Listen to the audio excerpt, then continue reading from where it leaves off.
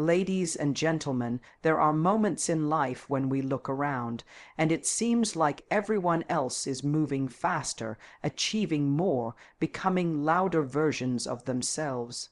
And yet, some of the most powerful changes we go through, the ones that truly define who we are, don't happen in the spotlight. They happen quietly, in private, in the decisions no one claps for. Tonight, I want to talk about that kind of growth. The kind that doesn't come with a finish line or a crowd or recognition. The kind that happens within you, because sometimes the most extraordinary progress doesn't make noise at all, it just makes peace. This is your growth, is the quiet victory. There are battles we talk about, and then there are the ones we bury deep, the ones that leave behind polite smiles, normal routines, and "I'm fine" responses. These are the struggles no one sees, not because they aren't real, but because we've gotten so good at hiding them. And over time, it becomes easy to believe that if no one else can see what we're going through, maybe it doesn't count. Maybe it's not worth naming, maybe we're just being dramatic, but the truth is, some of the deepest pain is the kind that happens in silence. We live in a world where visibility often defines legitimacy. What people see, they acknowledge. What they don't see, they question. If you're physically hurt, people notice. They offer help, they empathize, but emotional wounds, mental exhaustion, inner chaos, those don't bleed, those don't show up in X-rays, and because of that, people don't always understand when you say, "I'm tired," or "I'm struggling," or "I just need a minute." It becomes easier to just hold it in, to keep going, to perform the version of you that the world expects, while quietly managing everything that no one else knows about. There's a specific kind of strength that comes with carrying pain in silence. It's the strength of waking up and functioning while everything inside you feels heavy. It's the strength of being kind to others when you're hurting. It's the strength of keeping commitments, caring for your family, finishing tasks, responding to messages, when what you really need is space to fall apart, but you don't take it, because you're scared that if you stop, everything will collapse. Or maybe you're scared no one will be there to help you pick the pieces back up. Some days, your silent struggle feels like a secret, not because you want it to be, but because you've learned that when you do speak about it, people don't always get it. They say things like, "Just think positive," or "Other people have it worse," or "You're strong, you'll be fine." And even if they mean well, it stings, because what you need isn't a solution. You need to be seen. You need to be understood. You need someone to say, "I know you're doing your best. I can see you're tired. I'm here." But that kind of understanding is rare, so instead, you carry your pain quietly. You become your own motivator, your own caretaker, your own safe space, and while that teaches you resilience, it can also be isolating, because deep down we all want someone to witness our journey. We all want someone to look at us and say, "I know it hasn't been easy." It's important to realize that silent struggles aren't any less valid just because they don't get talked about. What you feel is real. What you've endured is real, and just because you didn't cry in front of anyone, or collapse under the weight, or post about it online, doesn't mean your experience isn't significant. Pain doesn't need an audience to be legitimate. Sometimes the most courageous thing you can do is keep showing up when no one knows how hard it is. You might have days when you doubt your own strength, days when you wonder why it still hurts, or why you haven't snapped out of it yet. But healing is not a linear process. You're allowed to have bad days. You're allowed to need rest. You're allowed to admit, even just to yourself, that it's been a lot, and needing support doesn't make you weak. In fact, it takes strength to admit that you're not okay. Not every battle is meant to be broadcasted. Some are just meant to be felt, processed, and eventually released, quietly, gently, in your own time. And while the world may never know what you went through, you will, and you will carry that wisdom with you. You will walk into future rooms with a depth and compassion that only comes from having sat in your own darkness.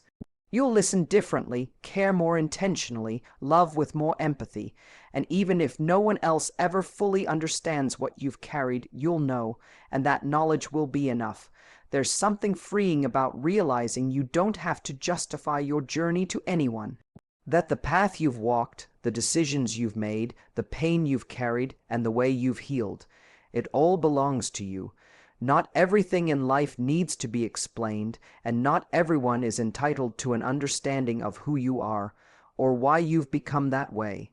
At some point, you realize that trying to explain yourself to people who have already made up their minds is exhausting.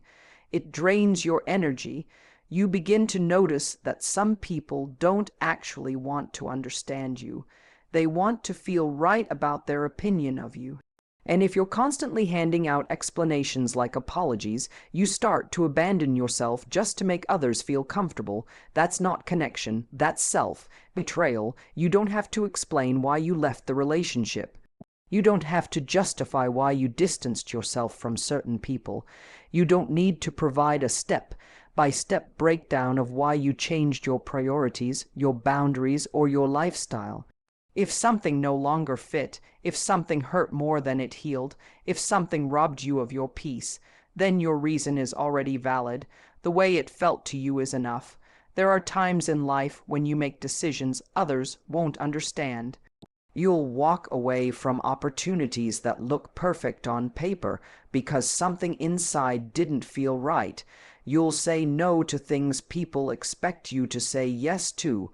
You'll grow in ways that make other people uncomfortable, and that discomfort will make them question you. They'll want to know why you're different now, why you're not as available, why you don't tolerate the same things anymore, and you'll be tempted to explain. You'll want to soften the edges so people won't feel rejected or left behind. But the truth is, you're allowed to evolve even if it makes people uncomfortable. There's a quiet power in not defending yourself, in choosing not to justify every moment of your growth to people who only knew an older version of you. Not because you're cold or because you're bitter, but because your energy is sacred, because you've outgrown the need to convince people of your worth. You've realized that people who truly respect you won't demand constant explanations. They'll trust your choices even when they don't understand them. You've learned that your healing doesn't have to be public to be real, that your boundaries don't need to be negotiated, that your peace is reason enough to walk away from anything that disrupts it. And when someone asks for an explanation you don't feel safe or willing to give, you are allowed to say nothing at all.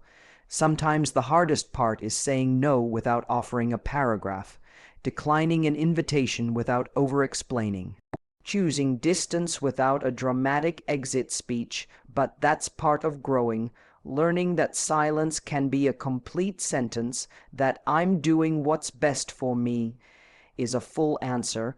You don't owe anyone the story of how you got here. You don't owe anyone the reasons why you're no longer the person you used to be. Growth doesn't always come with a script. Sometimes it just shows up in your decisions, your peace, your posture. You've learned to stop pouring your energy into explanations that weren't really requests for understanding. They were challenges to your right to change. It's okay if people don't get it. It's okay if they walk away with their own version of the story. You've made peace with that. You've learned that you can be misunderstood and still be whole. You can be doubted by others and still be certain within yourself. The people who truly know you, who genuinely care for you, won't need everything explained.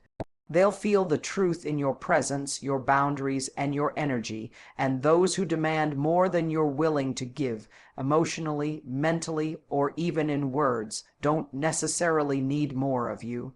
Sometimes they just need to sit with their own discomfort. You've given enough, you've explained enough, you've bent enough. Now you're simply choosing yourself, and that is a decision that doesn't need to be defended. Strength doesn't always look the way we think it should. It isn't always bold declarations, dramatic comebacks, or fierce resistance. Sometimes it's quiet. Sometimes it lives in the subtle moments that go unnoticed by the world. Strength can look like getting out of bed when everything feels heavy. It can be taking a deep breath instead of saying something you'll regret. It can be choosing not to argue, not because you're weak, but because you've realized that peace matters more than proving a point.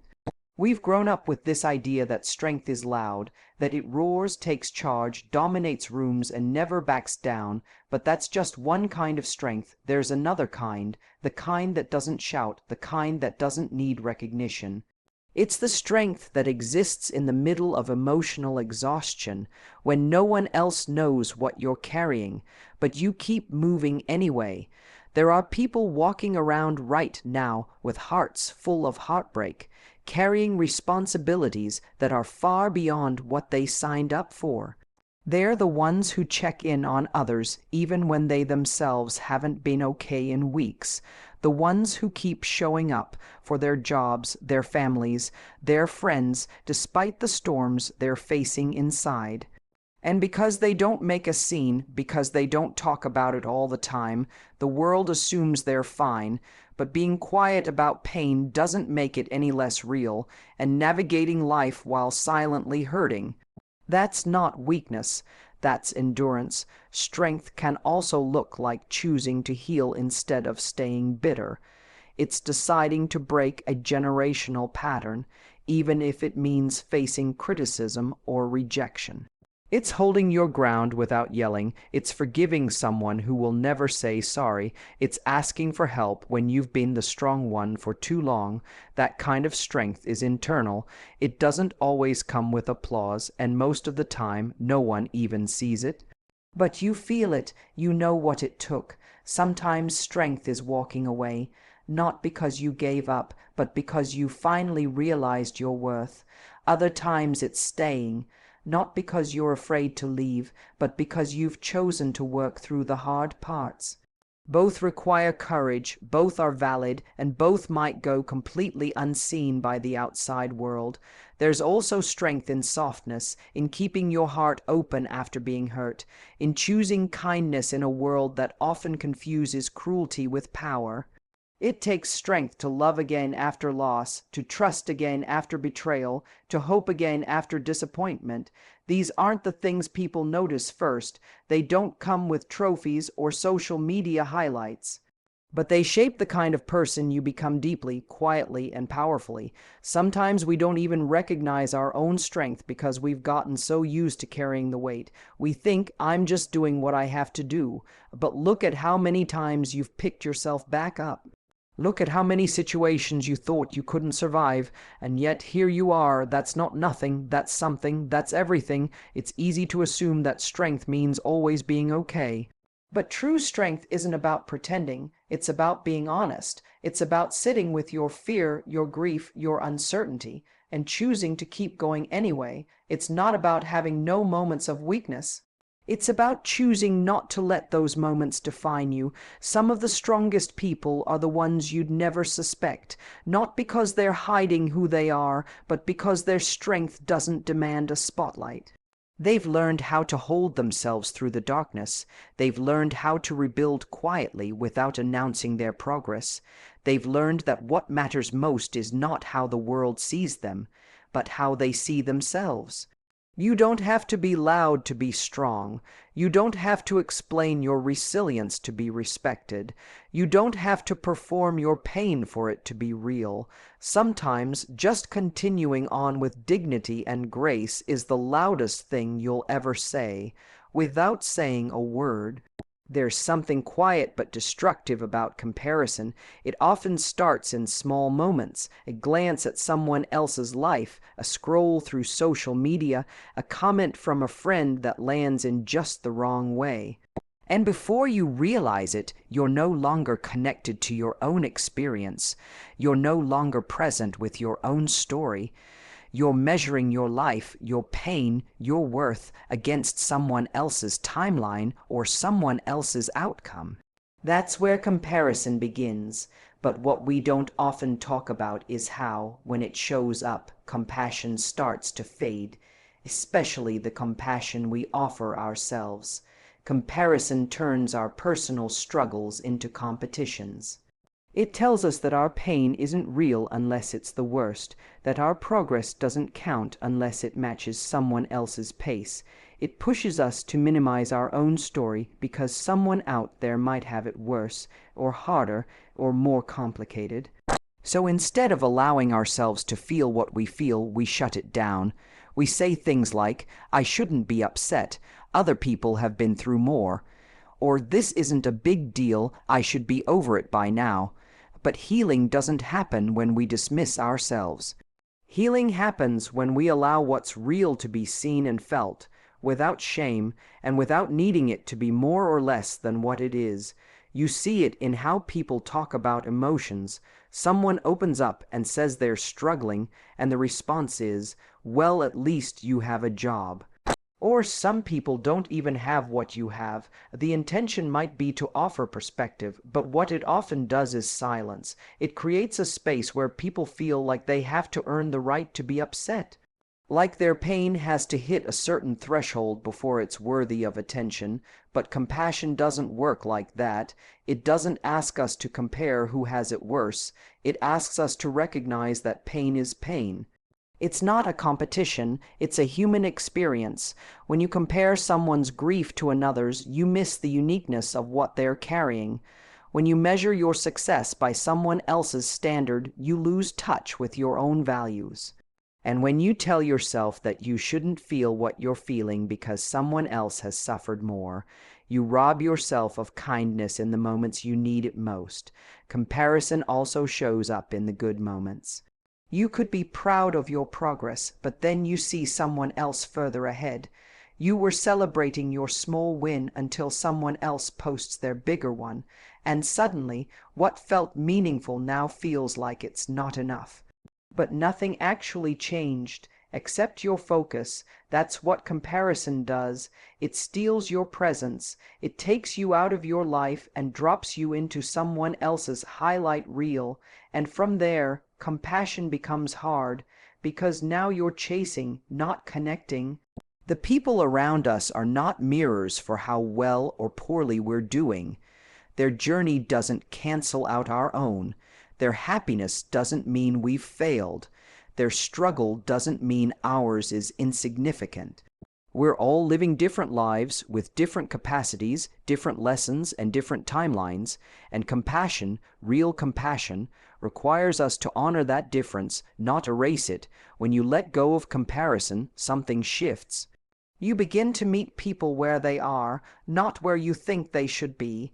You begin to meet yourself where you are, too. You stop needing to rank experiences, and instead, you start creating room for all of them. You begin to say, your pain is real, your success matters, your pace is enough. You stop measuring, you start connecting. Compassion doesn't need categories, it doesn't need evidence, it just needs space. And when you choose to step out of comparison, you're choosing to create that space, not just for others, but for yourself. It's easy to look around and wonder if you're behind, if you're doing enough, if what you feel is valid. But here's the thing, you're not here to win against anyone. You're not here to justify your journey. You're here to live it fully. And you can only do that when you stop comparing and start caring, inward and outward.